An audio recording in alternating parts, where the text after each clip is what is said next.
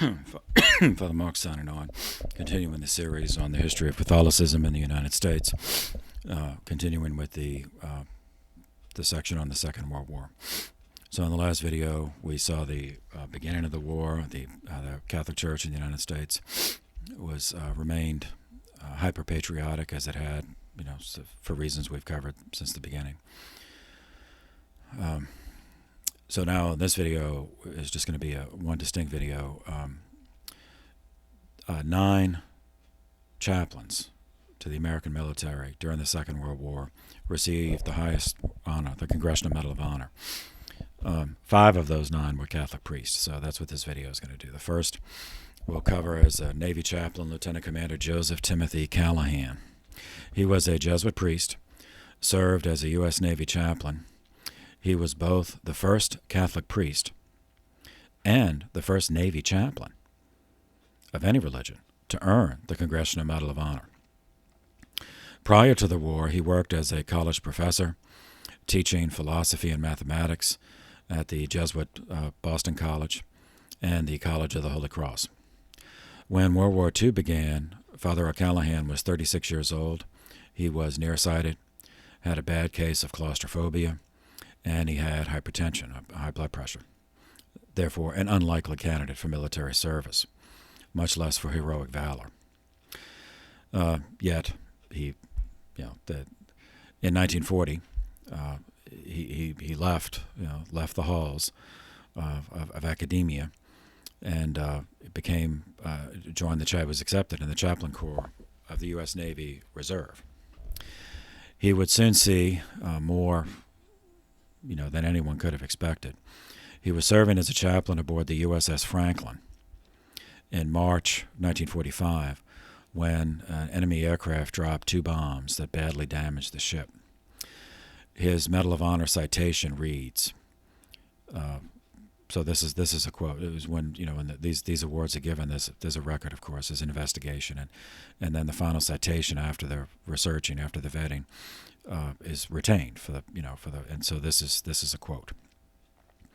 A valiant and forceful leader, calmly braving the perilous barriers of flame and twisted metal to aid his men and his ship. Lieutenant Commander O'Callahan groped his way through smoke-filled corridors to the open flight deck and into the midst of violently exploding bombs, shells, rockets, and other armaments. With the ship rocked by incessant explosions, with debris and fragments raining down, and fires raging in ever-increasing fury, he ministered to the wounded and dying, comforted and encouraging men of all faiths. He organized and led firefighting crews into the blazing inferno on the flight deck. He directed the jettisoning of live ammunition and the flooding of the magazine. He manned a hose to cool hot, armed bombs rolling dangerously on the listing deck, continuing his efforts despite searing, suffocating smoke, which forced men to fall back gasping and imperiled others who replaced them. Serving with courage, fortitude, and deep spiritual strength, Lieutenant Commander O'Callahan inspired the gallant officers and men of the Franklin to fight heroically and with profound faith in the face of almost certain death, and to return their stricken ship to port. While leading the men through this inferno, he gave the sacrament of last rites to the men dying around him, all while battling his claustrophobia. Against all odds, the USS Franklin made it back to the Brooklyn Navy shipyard, in large part thanks to Father O'Callahan's quick thinking and fearless leadership in a crisis. A few months later, when awards were presented on the battered flight deck of the USS Franklin, O'Callahan's mother came aboard the ship, and the New England Historical Society reported this conversation. The ship's captain, Les Gurrens, went over to his mother and said, "I'm not a religious man, but I watched your son that day, and I thought, if faith can do this for man, there must be something to it. Your son is the bravest man I've ever seen." Second, Captain EMIL J. KAPAUN. I may be mispronouncing that. It's spelled K-A-P-A-U-N. Father KAPAUN grew up on a farm in Kansas, the son of Czech immigrants. He was ordained in 1940, served as pastor of a parish, the same parish where he grew up, served there until 1944, when his bishop granted his request to enter the chaplain corps, in his case, the Army. Father KAPAUN first served in the Burma and the Pacific Theater of World War II.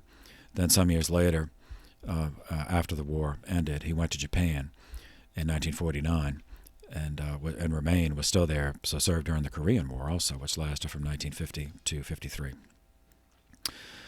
During the Battle of Yusan, Father KAPAUN, serving with the 3rd Battalion of the 8th Cavalry Regiment, was captured, was taken prisoner.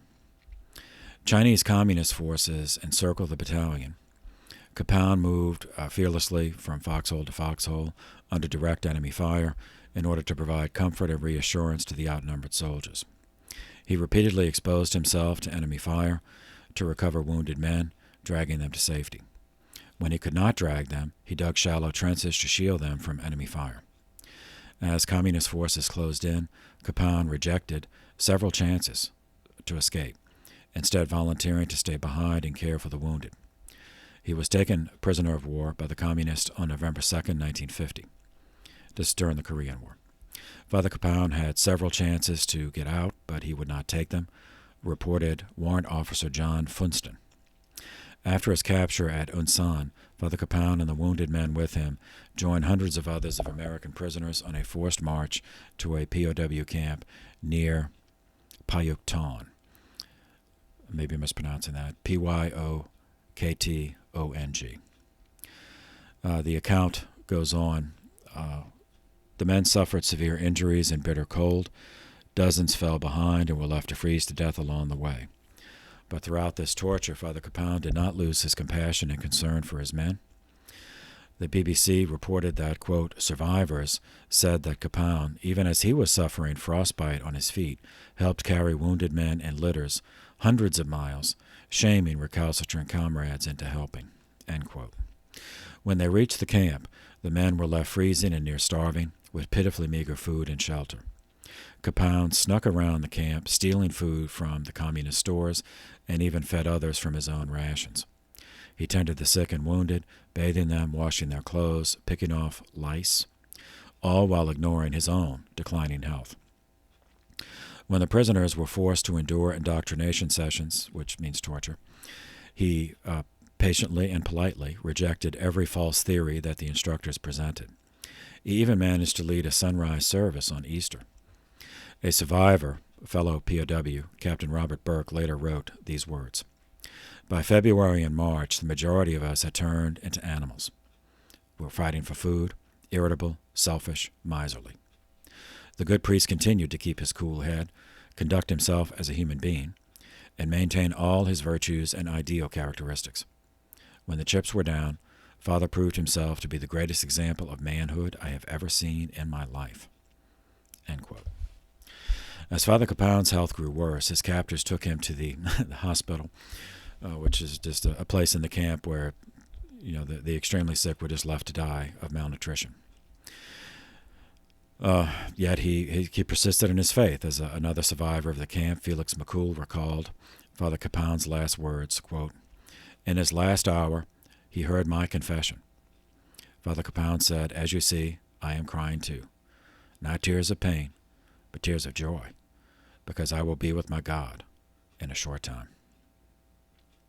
The Diocese of Wichita, Kansas, is currently promoting his cause for canonization, and in 1993, Pope, now Saint himself, John Paul II, declared him a servant of God, which is a step on the process. Third, Major Charles Joseph Watters, Watters. Born and raised in New Jersey, Father Watters was ordained in 1953, served in the Archdiocese of Newark until entering active duty as a U.S. Army chaplain in 1964. So this brings us to the Vietnam War.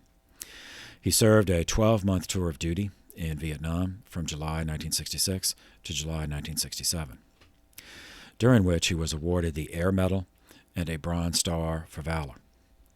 At the end of this time, he voluntarily extended his tour for another 6 months, and it was during those additional months that the following occurred. His Medal of Honor citation describes the events of November 19, 1967, in these words: Chaplain Waters was moving with one of the companies when it engaged a heavily armed enemy battalion. As the battle raged and the casualties mounted, Chaplain Waters, with complete disregard for his safety, rushed forward to the line of contact.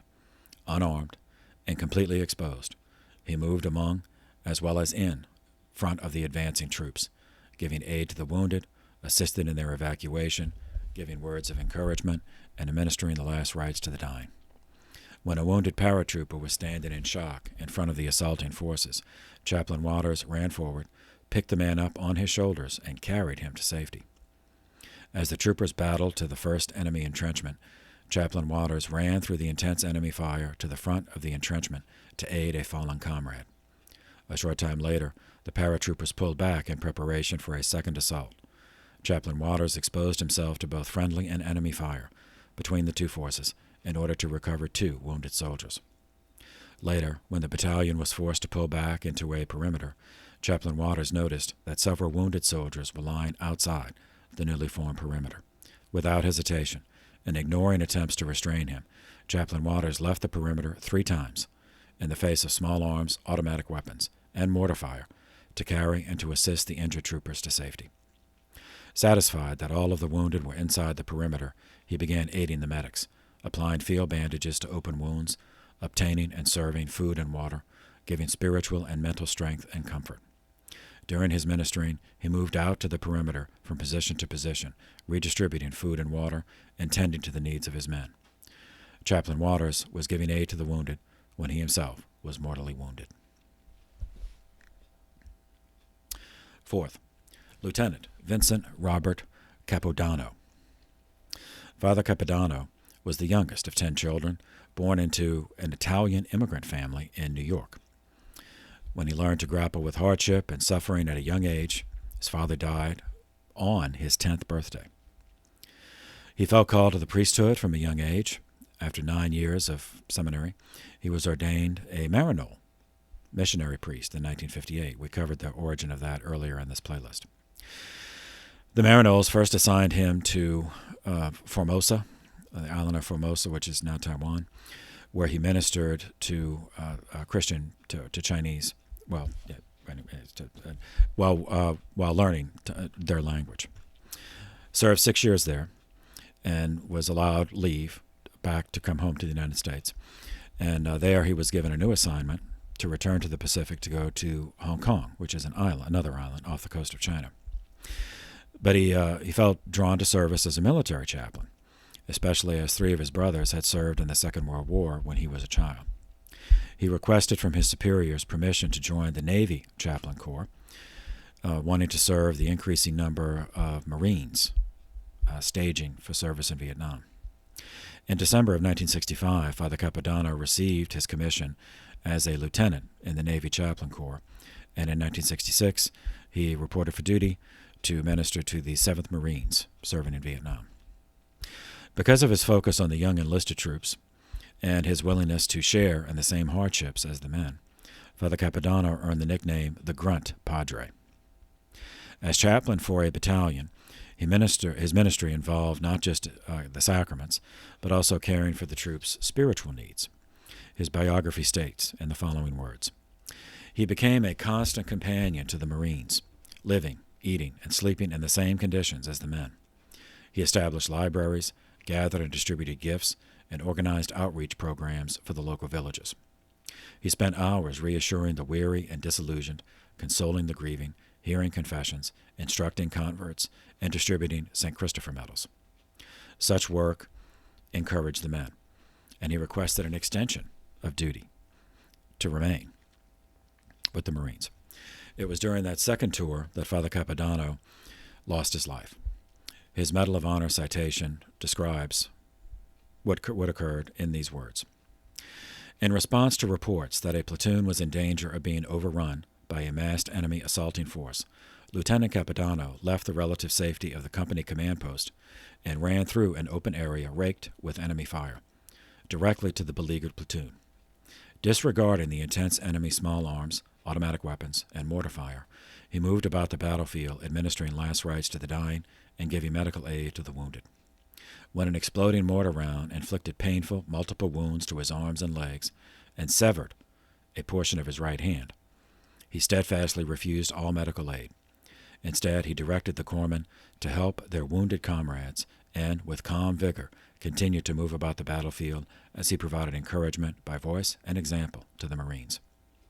Upon encountering a wounded corpsman in the direct line of fire of an enemy machine gunner, positioned approximately 15 yards away, Lieutenant CAPODANNO rushed a daring attempt to aid and assist the mortally wounded corpsman.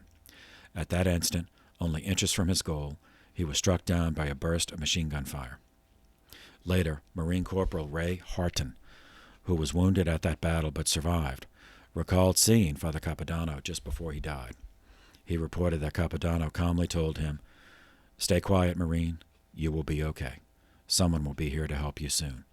God is with us all this day." Those may have been Father CAPODANNO's last words. The Archdiocese for the Military Service is currently promoting his cause for canonization, and in the year 2006 he was declared a servant of God, which is a step on the way. And fifth, Captain Angelo J. Liteky. I may be mispronouncing it, but it's spelled Liteky. Liteky or Liteky. I'll say Liteky. Captain Liteky was known later in life as Charles James Liteky, and his name was not the only thing that changed after he returned from the Vietnam War. Over the course of 20 years, he left the priesthood, married a former religious sister, became a peace activist, and returned his Medal of Honor to the government, the only recipient of the Medal of Honor to ever do that. Now, I'm just recounting what happened. I guess it's not my place to say. Anyway, this is his story. In his case, his peace activism did not represent necessarily a repudiation, as he was recognized not for fighting, but for putting himself in danger. And in doing so, he saved the lives of 23 wounded men during a battle. And his Medal of Honor citation describes what happened in these words. He was participating in a search and destroy operation when his company came under intense fire from a battalion-size enemy force. Momentarily stunned from the immediate encounter that ensued, the men hugged the ground for cover. Observing two wounded men, Chaplain Litekey moved to within 15 meters of an enemy machine gun position to reach them. Placing himself between the enemy and the wounded men, when there was a brief respite in the fighting, he managed to drag them to the relative safety of the landing zone. Inspired by his courageous actions, the company rallied and began placing a heavy volume of fire upon the enemy positions. In a magnificent display of courage and leadership, Chaplain Litekey began moving upright through the enemy fire, administering last rites to the dying and evacuating the wounded. Noticing another trapped and seriously wounded man, Chaplain Litekey crawled to his aid. Realizing that the wounded man was too heavy to carry, he rolled on his back, placed the man on his chest, and through sheer determination and fortitude, crawled back to the landing zone, using his elbows and heels to push himself along. Pausing for breath momentarily, he returned to the action and came upon a man entangled in the dense, thorny underbush. Once more, intense enemy fire was directed at him. But Chaplain Litekey stood his ground and calmly broke the vines and carried the man to the landing zone for evacuation. On several occasions, when the landing zone was under small arms and rocket fire, Chaplain Litekey stood up in the face of hostile fire and personally directed the medevac helicopters into and out of the area. With the wounded safely evacuated, Chaplain Litekey returned to the perimeter, constantly encouraging and inspiring the men. Upon the unit's relief on the morning of the 7th of December, 1967, it was discovered that despite painful wounds in the neck and foot, Chaplain Litekey had personally carried over 20 men to the landing zone for evacuation during the savage fighting. In this same video, I'm also going to talk about another priest. Did not get the Medal of Honor, although, well, anyway, he did receive a decoration, but I'm talking about him because he's an alumnus of our seminary, Notre Dame Seminary in New Orleans, in the class of 1938. He was the first NDS alumnus killed in action, and his was in the Second World War. So his name was Joseph VERBIS, VERBIS, LAFLEUR, LAFLEUR. Our seminary, used to have an in-house quarterly journal called the Notre Damian. In November 1945 issue, the whole issue was dedicated to Father LaFleur, and in which we learned the following. He was born on January 24th, 1912, in Ville-Platte, Louisiana, the Diocese of Lafayette. Well, it wasn't a diocese yet. It was still part of the Archdiocese of New Orleans, but in 1918, 6 years later, it became its separate diocese. So later when he was ordained a priest, it was for the Diocese of Lafayette. Anyway, in 1912, LaFleur was born the fourth of 8 children. His father, Valentin, his mother, Agatha. He studied at Mount Carmel Academy in his hometown of Ville-Platte, became an altar boy at the age of 8. In 1926, the family relocated to Opelousas, Louisiana, where LaFleur told his pastor that he wanted to become a priest. The following year, he went to St. Joseph Seminary College, which, as locals know, it's conventionally referred to as St. Ben's on the North Shore, but within the Archdiocese of New Orleans. And he remained there from 1927 to 1933, at which point St. Ben's was a minor seminary, so then he went to Notre Dame for major seminary from 1933 to 1938. He was ordained for the Diocese of Lafayette in the Cathedral of St. John the Evangelist in the city of Lafayette by Bishop Jules Jamard, who was the founding bishop of the diocese. LaFleur was ordained on April 2nd, 1938. His first assignment was to the parish of St. Mary Magdalene in Abbeville, where he remained until he volunteered to serve as a chaplain in the Army Air Corps in 1939. So I'll interrupt for a moment. What we think of as the Air Force did not exist during the Second World War. It was part of the Army. And later, after the Second World War, because of the importance that the war had demonstrated that air power was going to had and was going to continue to have, it was hived off and created a separate Air Force. Anyway, initially it was the Army Air Corps. So back to the account. In July of 1941, 5 months after the attack on Pearl Harbor, Father Joseph LaFleur, who had the rank of lieutenant, reported to Clark Field for duty, 60 miles outside Manila in the Philippine Islands. He was chaplain to the crews of 35 B-17 bombers of the 19th Bombardment Group. Those planes were scheduled to raid the Japanese bases on the island of Formosa, which is present-day Taiwan, in the event of hostilities. By the end of November 1941, the ranking Army commander was General Douglas MacArthur, whom we've already met during the suppression of the bonus march earlier in this playlist. He was the commander of all U.S. forces in the Philippine Islands. He had become suspicious of Japanese intentions. This is only a month before Pearl Harbor. So he sent half of the B-17s to Del Monte Field on the island of Mindanao, it's one of the Philippine Islands, but a different one. And LaFleur went with them. And he remained with the contingent at Clark. LaFleur was still with the Clark part of the contingent when the Japanese destroyed all the American aircraft at Del Monte, Clark, and the neighboring Ida fields on December 8, 1941, one day after the attack on Pearl Harbor. All accounts indicate that LaFleur remained calm under the bombardment, risked his life on multiple occasions to pull wounded men to safety.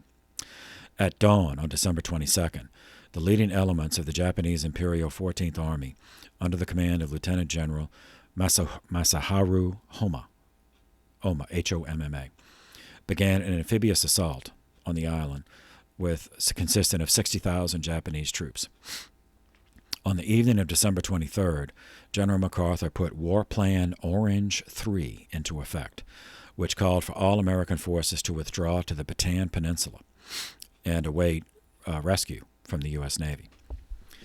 LaFleur and remnants of his group boarded a ship, but they were caught by Japanese planes. LaFleur crawled through the hail of machine gun fire to rescue wounded men as the ship began to sink. LaFleur remained on board until the last of the men were aboard life rafts. By that time, the ship was half submerged, so LaFleur jumped off and swam to the nearest raft. The raft drifted to Mindanao and the surviving men. LaFleur remained with those men on Mindanao for the next 6 weeks. at which point it became obvious that relief was not going to arrive before the Japanese army took their position, because, of course, the ships that would have done that were destroyed in the Pearl Harbor attack. With a few surviving planes, some officers and men were to be evacuated to Australia. On Thursday, January 29th, 1952, the seminary, Notre Dame Seminary, last heard from LaFleur. He sent a telegram to his mother, Agatha, from, as according to the convention of the day, for security reasons, from somewhere in the Pacific. And the telegram said, concisely, everything's well. LaFleur was offered a place on one of those planes, the few spots left, on February 5th, 1942. When he realized, that only a few could be saved because there were a limited number of planes, only a few, not enough fuel to make round trips for everybody, he decided to remain with the men, with those who could not evacuate. And the next day, he and the unit who remained were captured by the Japanese army. LaFleur spent the next 9 months with 750 other prisoners of war in a prison camp on the island of Luzon. Survivors report that his quiet assurance and his unfailing kindness were of great service and comfort to the malnourished, crippled, sometimes tortured inmates of the camp. LaFleur traded his eyeglasses with some of the native workers to obtain necessary materials to celebrate daily Mass for the captives. He continued to help his fellow prisoners despite catching malaria and the unhealthy conditions. Though he would never know it, LaFleur had been awarded the DSC, the Distinguished Service Cross, on February 2nd, 1942. At the time, that was the second highest award, second only to the Congressional Medal of Honor, that a member of the U.S. Army could receive. Now, after the war, when the Army Air Corps was separated into the Air Force, they had their own equivalent to that. The second highest decoration was the Distinguished Flying Cross, but so since he was still officially Army, it was the DSC. It was assumed when the DSC was awarded that LaFleur had been killed in action. It would later emerge that LaFleur and those healthy enough to work were loaded onto a ship for a journey to a labor camp on Devoa on the island of Mindanao. There, he improvised, well, really just a place where he said Mass, and which he referred to as St. Peter in Chains. He and his fellow inmates spent their days in rice fields and clearing jungles for Japanese airstrips. He managed to continue saying Mass, even going so far as to use an eyedropper for the wine to make it last. In addition to the slave labor that he and his fellow inmates had to perform, LaFleur helped to feed those who were too weak to feed themselves. LaFleur's fate remained the subject of speculation for some time, and most assumed that as the Army had, that he had just been killed. His mother, Agatha, however, did not give up. She was living in Opelousas, and she prayed the rosary every day under a pine tree that was planted from a sapling taken from St. Ben's the year that LaFleur started minor seminary at St. Ben's, which at the time was 6 years. At the time, it was 6 years at St. Ben's and 6 years at Notre Dame. It was not until November 2nd, 1944, that the truth emerged. By the first week of September 1944, the Japanese realized that the Americans were going to win, that they were on the threshold of recapturing the Philippine Islands.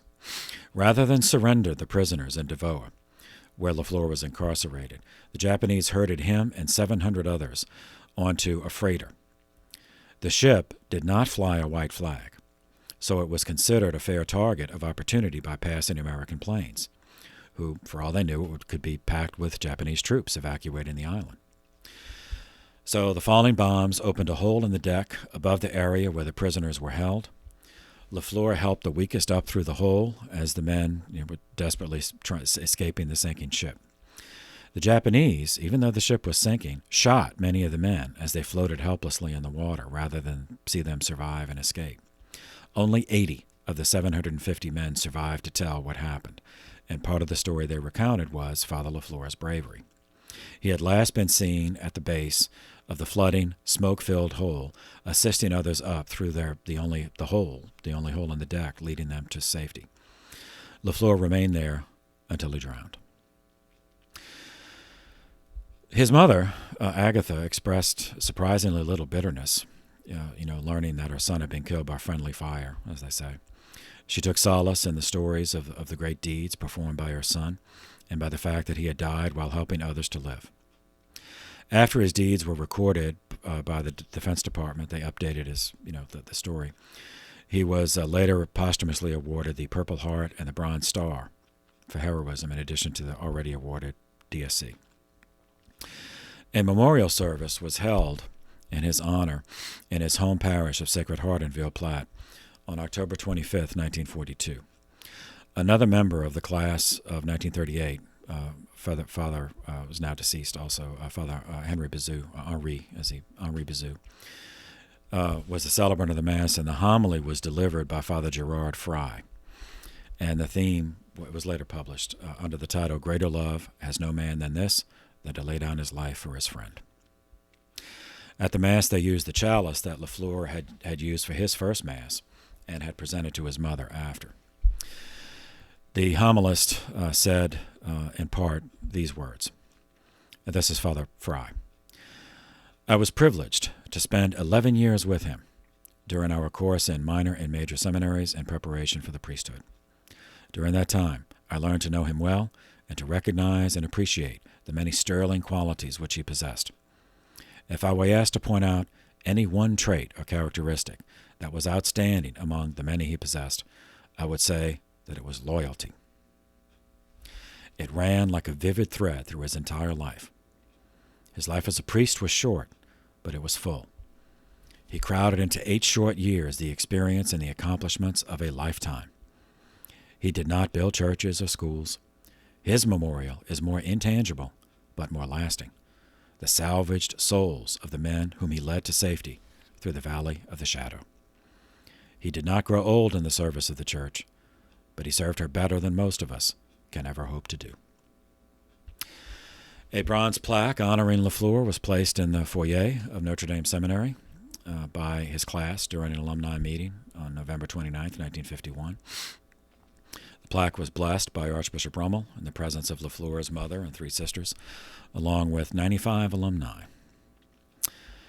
And more recently, his cause for canonization is being postulated so that a newer monument to LaFleur was placed there, and it's still there. The seminarians, you see that in the foyer. Okay, so we will pause there and go back to the Second World War review in the next video. So for now, thank you for your attention. This session is adjourned.